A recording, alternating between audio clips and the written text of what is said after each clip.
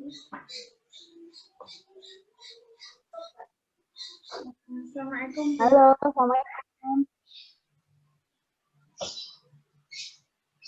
Mbak Alimatus hari ini mau tindakan apa ya, Mbak? Ya, Bu, cuci tangan dengan air mengalir, sabun. 6 langkah itu, Bu. Sebelumnya di Penkes dulu ya. Apa, Bu? Sebelumnya di Penkes Ya, dulu Bu. dijelaskan dulu sebelum tindakan ya. Ya, Bu, sudah. Mengulangi lagi, Bu. Ulang lagi, nggih. Izin, Bu, untuk Bu Ngadi nggak mengikuti, Bu? Enggak. Saya saja. Ya, Bu. Oke. Assalamualaikum warahmatullahi wabarakatuh. Perkenalkan, nama saya Kalimati Saktia. Di sini saya akan menjelaskan 6 langkah cuci tangan. Dan di sini ada adik siapa namanya, Gita Maulida, yang akan saya beritahu tentang cuci tangan atas dalam tangan. Baik, untuk pengertian cuci tangan sendiri, yaitu merupakan langkah awal dari pencegahan penularan virus COVID-19. Terbukti menjadi salah satu langkah pencegahan penyakit menular yang murah dan terjangkau. Untuk manfaatnya sendiri, membersihkan tangan dari kotoran serta untuk mencegah penyakit. Contohnya penyakit menular seperti diare, kolera, disentri, tifus, kecacingan, penyakit kulit, infeksi saluran pernafasan akut, dan tangan menjadi bersih dan bebas dari kuman. Dan juga untuk mencegah terjadinya virus corona itu sendiri. Untuk langkah-langkahnya, pertama kita basuh air dulu, habis itu kita ambil sabun, saya dicontohkan sekalian ya, terus kita usapkan tangan sampai mendidih. Di situ kita bersihkan sela-sela belakang dan diam, itu bersihkan sela depan, terus bersihkan pakai tisu jari, langkah kemudian satunya, kemudian di situ kita kunci tangan, terus kita bersihkan ujung jari dan gantian, itu kita basahi air lagi, jadi kita pakai tisu atau kain yang masih kering. Untuk ketentuannya, apabila tangannya kotor, rajin mengetik atau memegang uang, memegang bulan atau binatang atau setelah berkebun, dan juga sesudah membuang air besar atau air kecil, sesudah bepergian atau sebelum bepergian, memegang makanan atau setelah makan, terus dan juga bisa setelah bersin atau batuk kita juga cuci tangan. Setelah terima kasih untuk Penkesnya. Udah, Bu, itu. Bu, bisa dipraktekkan ya, Bu? Izin, Bu, tidak ada suaranya, Bu. Ya, silahkan dilanjutkan prakteknya.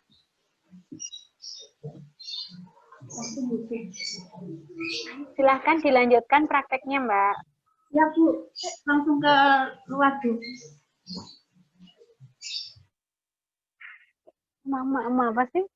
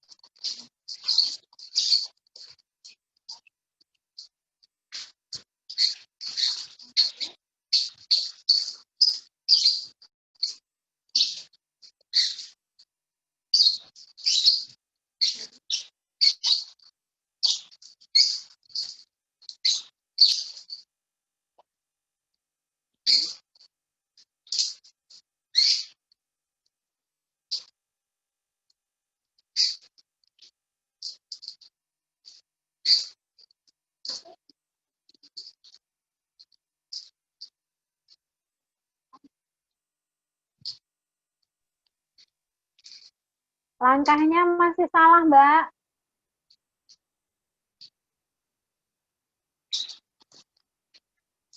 Mbak Kalimat tuh.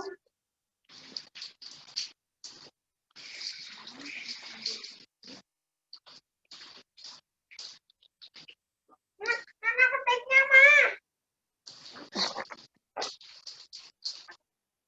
Ayo. Bok kamu. Bok.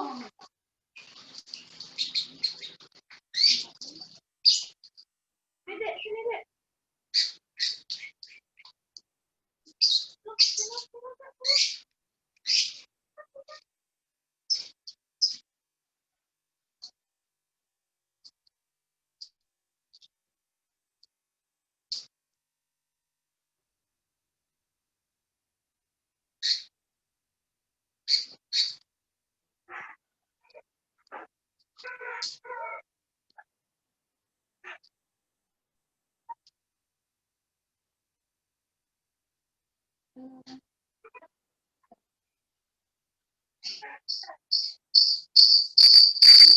Udah selesai? Gitu aja? Iya, Bu.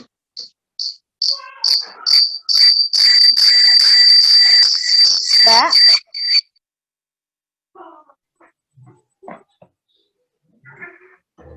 Siap, Bu, sudah. Oke. Coba tadi diingat lagi langkah Anda yang seperti ini. Tadi kan Anda gini-gini ya, baru begini.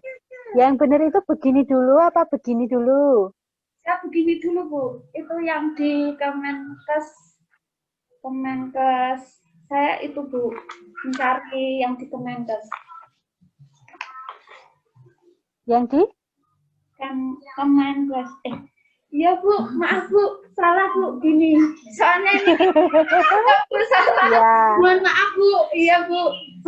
Terima kasih, Ya. Bu. Mohon maaf ya, Bu. Iya.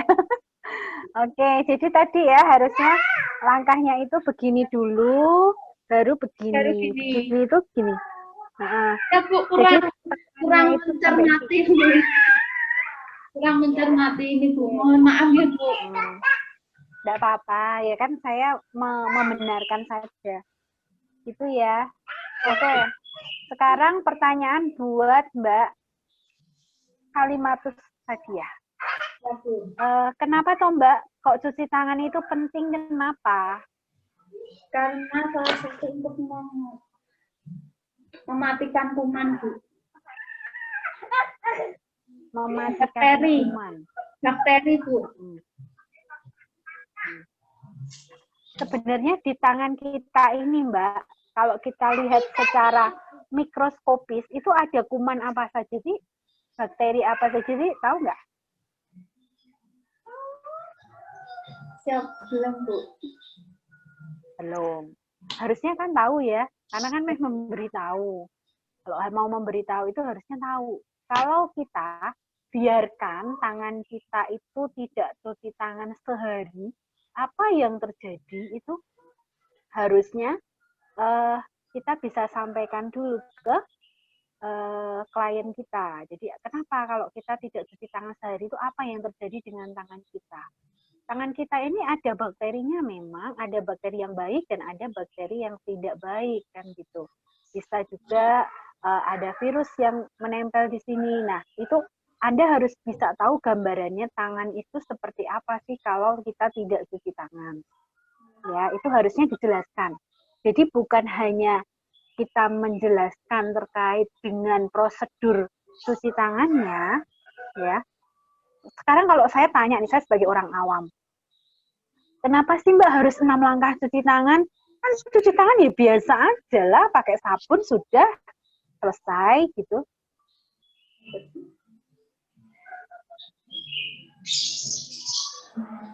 Kenapa Mbak kok harus 6 langkah? Karena itu, Bu, dari pemerintah udah diajukan untuk kayak gitu, Bu, dari WHO, oleh WHO.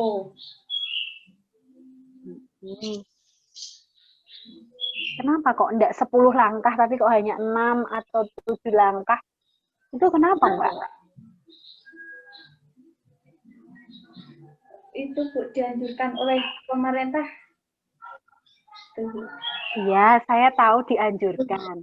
Ya pasti pemerintah itu kan punya alasan ya. Kenapa harus 7 langkah atau 6 langkah?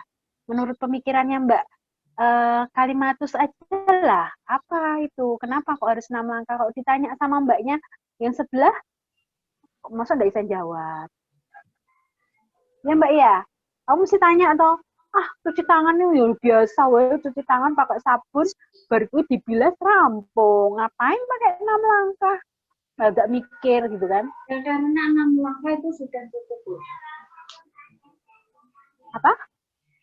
Karena itu 6 langkah sudah cukup Bu. 6 langkah sudah cukup, iya. Kenapa sudah cukup? Cukup di dalam hal apa Mbak?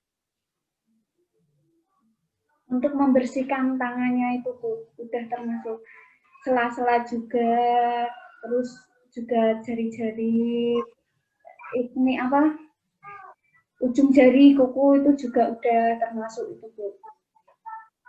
Udah semuanya dilakukan. Nah gitu dong. Jadi berusaha menjawab dengan pemahamannya Mbak Kalimat itu sendiri. Jadi benar. Kenapa kalau kok nggak cuci tangan kayak biasa, cuci tangan gue sabun baru bilas rampung.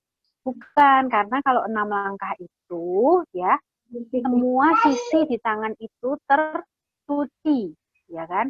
Tercuci dengan sabun dan akhirnya akan terbilas semuanya sehingga harapannya tangan itu pastinya lebih bersih gitu kan.